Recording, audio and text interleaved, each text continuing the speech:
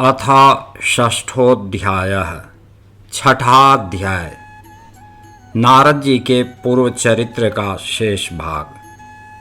श्री सूत जी कहते हैं, शौनक जी, देवर्षि नारद के जन्म और साधना की बात सुनकर सत्यवती नंदन भगवान श्री व्यास जी ने उनसे फिर यह प्रश्न किया।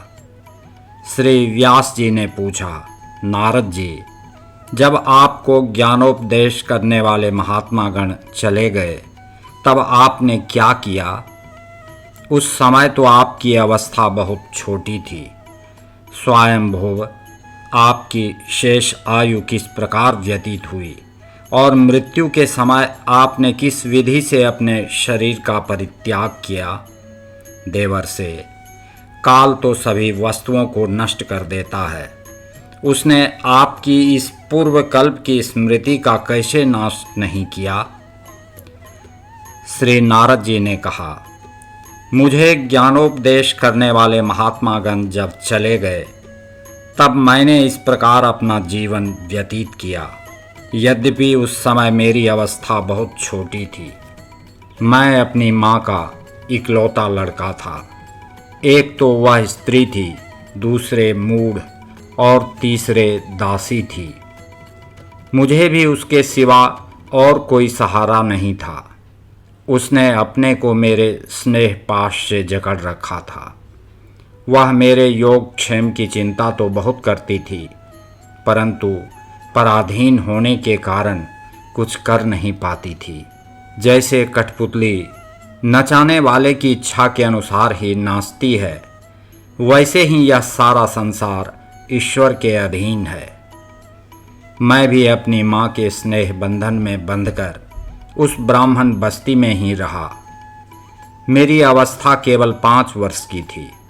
मुझे दिशा, देश और काल के संबंध में कुछ भी ज्ञान नहीं था। एक दिन की बात है, मेरी माँ गौ दूहने के लिए रात के समय घर से बाहर निकली। रास्ते में उसके पैर से सांप छू गया। उसने उस बेचारी को डस लिया। उस सांप का क्या दोष, काल की ही ऐसी प्रेरणा थी। मैंने समझा, भक्तों का मंगल चाहने वाले भगवान का यह भी एक अनुग्रह ही है। इसके बाद मैं उत्तर दिशा की ओर चल पड़ा। उस ओर मार्ग में मुझे अनेकों धन धान्य से संपन्न देश, नगर, गांव, अहीरों की चलती फिरती बस्तियां, खाने, खेड़े, नदी और पर्वतों के तटवर्ती पड़ाव, वाटिकाएं, वन उपवन और रंग बिरंगी धातुओं से युक्त विचित्र पर्वत दिखाई पड़े। कहीं कहीं जंगली वृक्ष थे, जिनकी बड़ी बड़ी शाखाएं हाथियों ने तोड़ डाली थीं। शीतल जल से भरे हुए जलाशय थे, जिनमें देवताओं के काम में आने वाले कमल थे। उन पर पक्षी तरह तरह की बोली बोल रहे थे और भौंरे मंडरा रहे थे। यह सब देखता हुआ मैं आगे बढ़ा। मैं अकेला ही था। इतना लंबा मार्ग तय करने पर मैंने एक घोर गहन जंगल देखा। उसमें नरकट, बांस, सेंठा, कुश, कीचक आदि खड़े थे। उसकी लंबाई चौड़ाई भी बहुत थी और वह सांप, उल्लू, सियार आदि भयंकर जीवों का घर हो रहा था। देखने में बड़ा भयावना लगता था। चलते चलते मेरा शरीर और इंद्रियां शिथिल हो गईं। मुझे बड़े जोर की प्यास लगी। भूखा तो था ही। वहाँ एक नदी मिली। उसके कुंड में मैंने स्नान, जलपान और आचमन किया। इससे मेरी थकावट मिट गई। उस विजन वन में एक पीपल के नीचे आसन लगाकर मैं बैठ गया। उन महात्माओं से जैसा मैंने सुना था, हृदय में रहने वाले परमात्मा के उसी स्वरूप का मैं मन ही मन ध्यान करने लगा।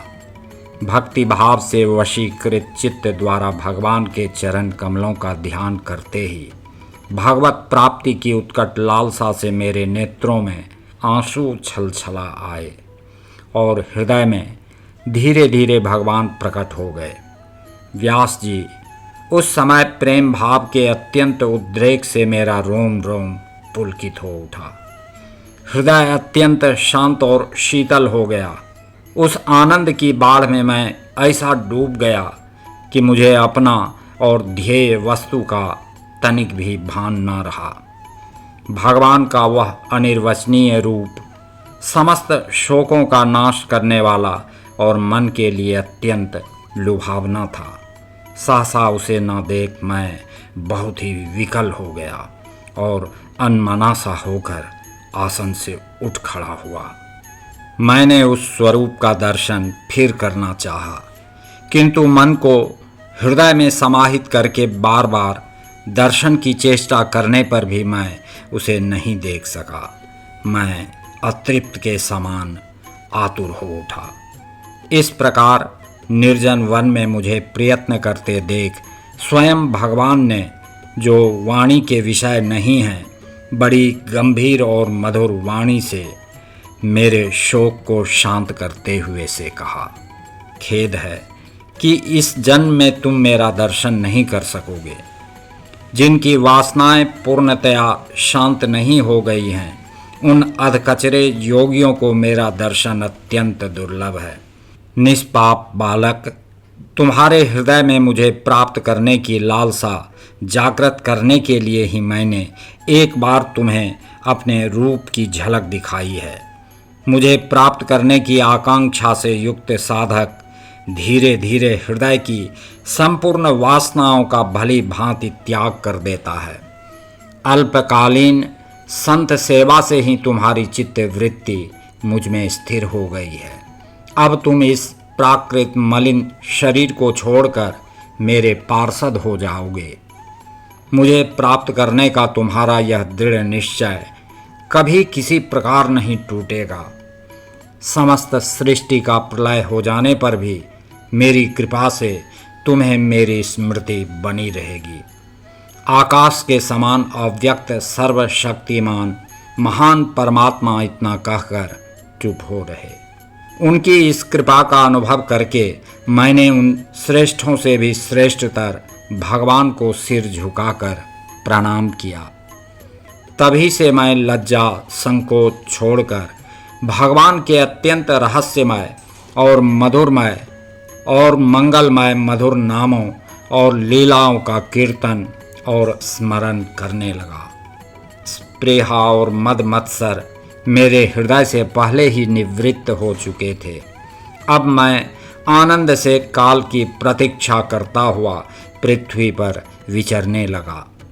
व्यास जी, इस प्रकार भगवान की कृपा से मेरा हृदय शुद्ध हो गया, आसक्ति मिट गई और मैं श्री कृष्ण परायण हो गया।